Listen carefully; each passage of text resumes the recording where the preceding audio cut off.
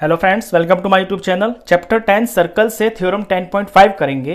There is one and only one circle passing through 3 given non collinear points. Theorem कहती है कि 3 non collinear point से होते हुए सिर्फ एक और एक ही सर्कल जा सकता है, बन सकता है। नॉन कॉलिनियर पॉइंट्स क्या होते हैं? जो एक स्ट्रेट लाइन में नहीं आते हैं। जैसे कि ये 3 पॉइंट्स है, ये एक स्ट्रेट लाइन में नहीं आ रहे हैं ना, तो इन्हें हम नॉन कॉलिनियर पॉइंट्स बोलेंगे। तो इन 3 पॉइंट से गुजरता हुआ सिर्फ एक और एक ही सर्कल बन सकता है, एक से ज्यादा नहीं हो सकते। ये हमको इसके अंदर शो करना है। चलिए शुरुआत करते हैं। तो लेट्स सपोज सबसे पहले हम 3 पॉइंट्स ले लेते हैं। ये मैंने यहां पे 3 पॉइंट्स ले लिए, इनका कुछ नाम रख लेते हैं। ये ए पॉइंट हुआ, ये बी हुआ और ये सी हुआ। ये मैंने नॉन कॉलिनियर लिए हैं, इनको मैंने स्ट्रेट लाइन में नहीं लिया है। तो इसको पहले लिख लेते हैं हम। Let us take 3 non-collinear points A, B and C। इसके बाद इनको ज्वाइन करना है, तो इनको ज्वाइन कर लेते हैं। इन 3 पॉइंट्स को ज्वाइन करना है और 2 लाइन सेगमेंट ही बनानी है, ध्यान रखना इसमें।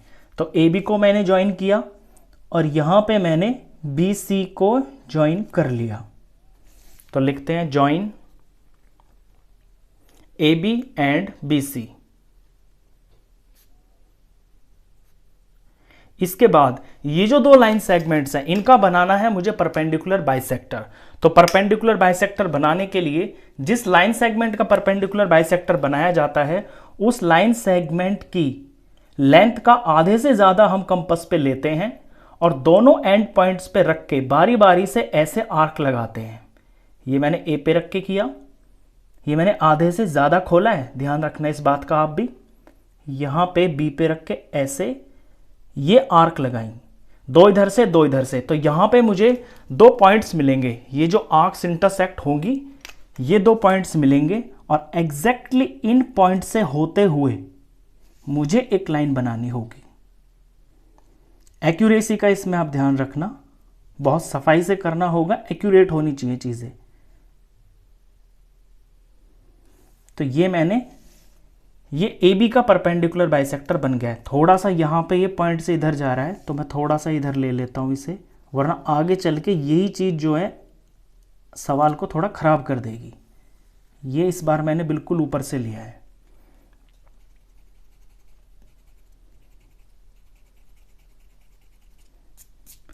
ठीक है, ये परपेंडिकुलर बाइसेक्टर हो गया। ये आगे को थोड़ा जाना चाहिए, क्योंकि आगे मुझे दूसरी लाइन सेगमेंट का भी परपेंडिकुलर बाइसेक्टर बनाना है, तो वो इंटरसेक्ट होना चाहिए। ये परपेंडिकुलर बाइसेक्टर हुआ। अब बीसी का परपेंडिकुलर बाइसेक्टर बनाना है मेरे को। तो बीसी लेंथ का आधे से ज्यादा मैं ले लूंगा प्रकार के ऊपर और पहले बी पे रख के ऐसे 2 आर्क लगाऊंगा और फिर सी के ऊपर रख के, सी पॉइंट के ऊपर रख के यहां पे ऐसे 2 आर्क लगाऊंगा। जहां पे ये इंटरसेक्ट होंगी आर्क्स, वो मेरा पॉइंट होगा और इनसे होते हुए एक स्ट्रेट लाइन बनाई जाएगी।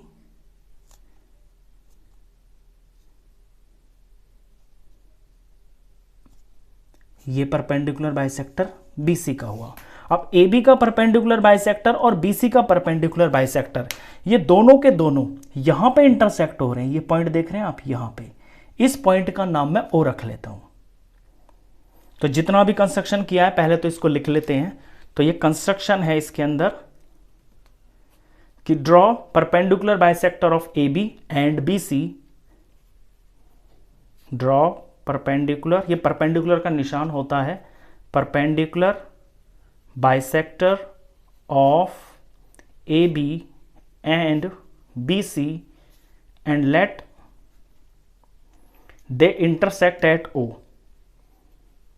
दे इंटरसेक्ट एट ओ। मान लिया वो ओ पर इंटरसेक्ट हो रहे हैं। अब ये जो ओ पॉइंट आया है, इस ओ पॉइंट से आपको ए को, बी को और सी को जोड़ना है। तो इन्हें ज्वाइन कर देते हैं। अब ओ को तीनों से ज्वाइन करना है मेरे को। ये मैंने बी से ज्वाइन कर दिया, ये मैंने ए से ज्वाइन कर दिया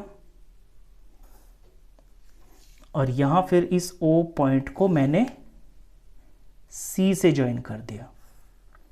इसे भी लिख लेते हैं, ज्वाइन ओ से ए, ओ से बी एंड ओ से सी। अब देखिए ये ज्वाइन कर दिया मैंने, ये परपेंडिकुलर बाइसेक्टर पे एक पॉइंट है। अब यहां जो मैं आपको बताऊंगा उसका आप ध्यान रखना, इस चीज का क्या यूज होगा। मान लीजिए ये लाइन सेगमेंट है ए बी, अब इसके ऊपर मैंने परपेंडिकुलर बाइसेक्टर ये बनाया है और इस परपेंडिकुलर बाइसेक्टर के ऊपर यहां पे कोई पॉइंट ओ है, तो ये जो ओ पॉइंट है ना, ये बी से भी इतना ही डिस्टेंस होगा और ये ए से भी इतना ही डिस्टेंस होगा। ये प्रूफ करने के हमारे पास दो तरीके हैं। पहली बात तो ये कि इन दोनों ट्राइंगल्स को हम कॉन्ग्रुएंस प्रूफ करके ये सीपीसीटी से दिखा सकते हैं। दूसरा आसान तरीका ये भी है, ये मैं रीजन बता रहा हूं कि क्यों, आपको प्रूफ नहीं करके दिखाना, कि ये दोनों राइट ट्राइंगल बनेंगे क्योंकि यहां परपेंडिकुलर बाइसेक्टर है, तो ये 90 होगा और ये दोनों साइड्स बराबर होंगी, तो 90 का एंगल हो गया, बेस दोनों का बराबर हो गया और ये परपेंडिकुलर दोनों का बराबर हो गया, तो सेम साइज के ट्राइंगल्स हैं बिल्कुल, तो इनका हाइपोटेन्यूज भी सेम हो गया। ये रीजन बताया है मैंने। तो इसलिए ओ ए की लेंथ और ओ बी की लेंथ आपस में बराबर होगी क्योंकि ओ पॉइंट जो है इनके परपेंडिकुलर बाइसेक्टर के ऊपर लाई कर रहा है। तो यहां से प्रूफ शुरू होगा, ओ ए बराबर होगा ओ बी के। ये इक्वेशन नंबर 1 रख रहा हूं मैं।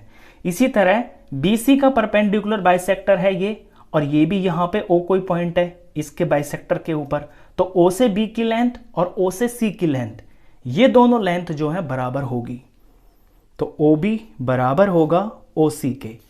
ये मैं इक्वेशन नंबर 2 रख लेता हूं और रीजन मैं जरूर लिखूंगा, जो मैंने यहां बताया है आपको वही चीज, कि point on perpendicular bisector of a line segment is equidistant from the end points of the given line segment।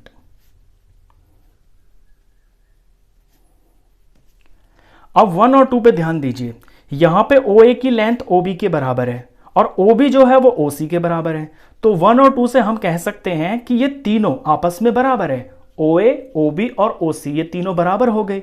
Now from 1 and 2 हम कह सकते हैं कि OA बराबर OB के हो गया, OA OB और OB OC के बराबर है, तो ये तीनों बराबर हो गए। इन तीनों को मैं कोई एक चीज ले लेता हूं। अब लेट सपोज इन तीनों को मैं R ले लेता हूं, तो let OA is equal to OB is equal to OC मैंने मान लिया R, तो मैं यहां पे R भर लेता हूं। ये मैंने R मान लिया, ये भी R है और ये भी R है। अब अपनी फिगर के अंदर यहां पे ये जो O पॉइंट है इसको सेंटर मान के और ये जो R है इसको रेडियस मान के एक सर्कल बना देना है, तो बना देते हैं सर्कल। O सेंटर होगा और R को रेडियस मान के, तो R की जितनी लेंथ है उतना मैं कंपास को खोलूंगा, यहां पे मैंने रख लिया। ये तीनों बराबर है, मैं कहीं पे भी रख सकता हूं। तो जब मैं इस तरह से सर्कल बनाऊंगा तो आप देखेंगे कि ये सर्कल इन तीनों पॉइंट से होके गुजरता हुआ जाएगा। तो ये सर्कल बन गया।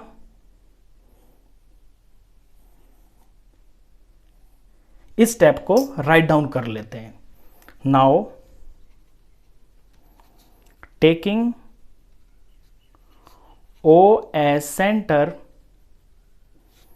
and R as radius, draw a circle।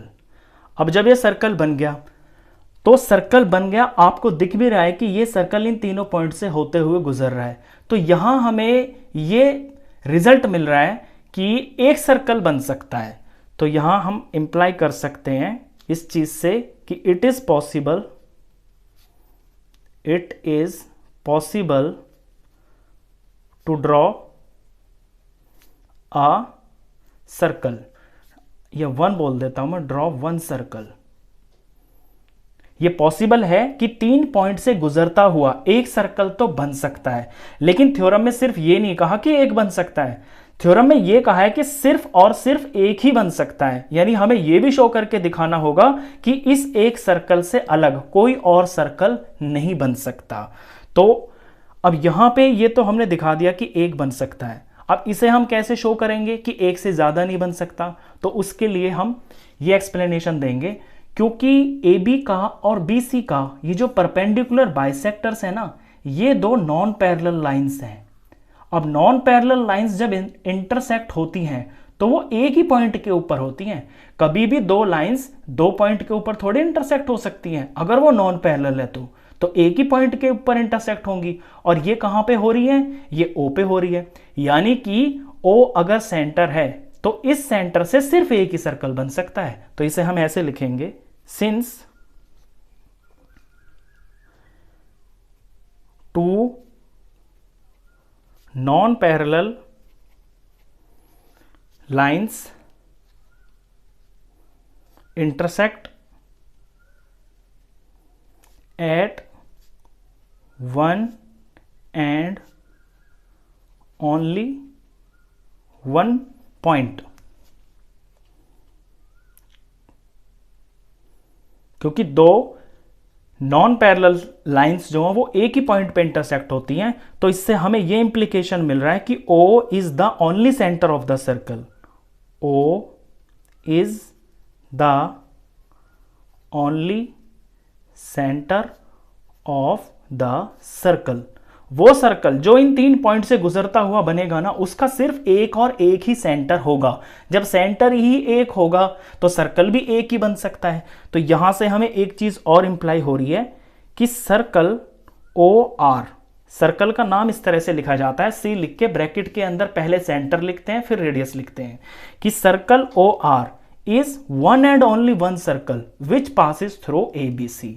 कि ये जो सर्कल है ना, जिसका सेंटर O है और रेडियस R है, ये इकलौता है जो ABC 3 पॉइंट से गुजरता हुआ जाएगा। इससे अलग कोई और सर्कल नहीं बन सकता। तो circle OR is one and only one circle which passes through points A, B and C। यही हमको इसके अंदर प्रूव करना था कि एक ही सर्कल पास हो सकता है। तो हैंस प्रूव्ड, थ्योरम प्रूव हो गई। तो इस वीडियो में बस इतना ही। नेक्स्ट क्वेश्चंस के लिए फिर नेक्स्ट वीडियो में मिलेंगे, तब तक के लिए गुड बाय।